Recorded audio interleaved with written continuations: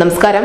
2024 ലോക്സഭാ തെരഞ്ഞെടുപ്പിൽ ബി.ജെ.പി. പഞ്ചാബിൽ അവരുടെ ചരിത്രത്തിലാദ്യമായി ഏറ്റവും മികച്ച പ്രകടനം കാഴ്ചവെക്കും എന്ന തോതിലുള്ള ചില റിപ്പോർട്ടുകൾ പുറത്തു വന്നിരിക്കുന്നു. പഞ്ചാബിൽ ബി.ജെ.പി. ചരിത്രത്തിലാദ്യമായി ഏറ്റവും കൂടുതൽ സീറ്റുകൾ നേടും എന്ന് തന്നെയാണ് ഒരു പ്രീ പോൾ സർവേ നൽകുന്ന സൂചന.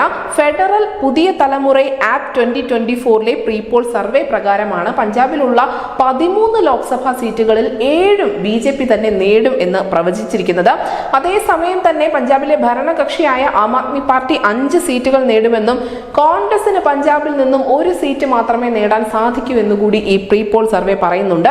സർവേ പ്രകാരം വോട്ട് വിഹിതം എടുക്കുമ്പോൾ 26.9% പഞ്ചാബ് വോട്ടർമാർ ആം ആദ്മി പാർട്ടിക്കൊപ്പം നിൽക്കുന്നു. അതേസമയം തന്നെ 27.9% ആളുകൾ ബി.ജെ.പി. അനുകൂലിച്ച് സംസാരിക്കുന്നുണ്ട് എന്നും പറയപ്പെടുന്നു. 2019 അപേക്ഷിച്ച് പഞ്ചാബിൽ ആം ആദ്മി പാർട്ടിയും ബി.ജെ.പിയുമായിരിക്കും അവരുടെ പ്രകടനം കൂടുതൽ മെച്ചപ്പെടുത്താൻ പോകുന്നത്. അതേസമയം തന്നെ കോൺഗ്രസിനെ സംബന്ധിച്ച് വലിയ ആശങ്ക ഉളവാക്കുന്ന ഒരു ഡേറ്റ കൂടി ഈ റിപ്പോർട്ടിൽ അടങ്ങുന്നുണ്ട്. കാരണം കോൺഗ്രസിന്റെ വോട്ട് വിഹിതം 40.6% നിന്നും 17.5% കൂപ്പുകുത്തും എന്നുകൂടി ഈ പ്രീ പോൾ സർവേ അഭിപ്രായപ്പെടുന്നു.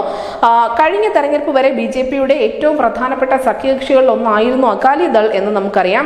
ഈ ശിരോമണി അകാലിദളിന്റെ വോട്ട് വിഹിതം 2019 അപേക്ഷിച്ച് കുറയുമെന്നുകൂടി പറയുന്നു. കാരണം 2019 ശിരോമണി അകാലിദളിന്റെ വോട്ട് വിഹിതം എന്ന് പറയുന്നത് 27.8% അത് ഇത്തവണ 2024 എത്തുമ്പോൾ 4.5% കൂപ്പുകുത്തുമെന്നും പറയപ്പെടുന്നു. നമുക്കറിയാം, ഇതുവരെയും പഞ്ചാബിൽ ബി.ജെ.പിയും ശിരോമണി അകാലിദളും തമ്മിൽ ഒരു ഐക്യത്തിൽ എത്തിച്ചേർന്നിട്ടില്ല. ഇപ്പോഴും അവിടെ സീറ്റ് സംബന്ധിച്ചുള്ള ചർച്ചകൾ പുരോഗമിച്ചുകൊണ്ടിരിക്കുകയാണ്.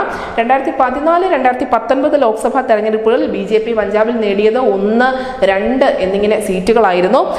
എന്നിരുന്നാലും പഞ്ചാബ് രാഷ്ട്രീയത്തിൽ എപ്പോഴും അകാലിദളിന്റെ നിഴലിൽ മാത്രം കഴിയാനേ ബി.ജെ.പിക്ക് ഇതുവരെയും യോഗമുണ്ടായിരുന്നുള്ളൂ. പക്ഷേ 2024 ഇതെല്ലാം മാറ്റിമറിക്കുമെന്ന് തന്നെയാണ് ഈ പ്രീ പോൾ സർവേ അവകാശപ്പെടുന്നത്.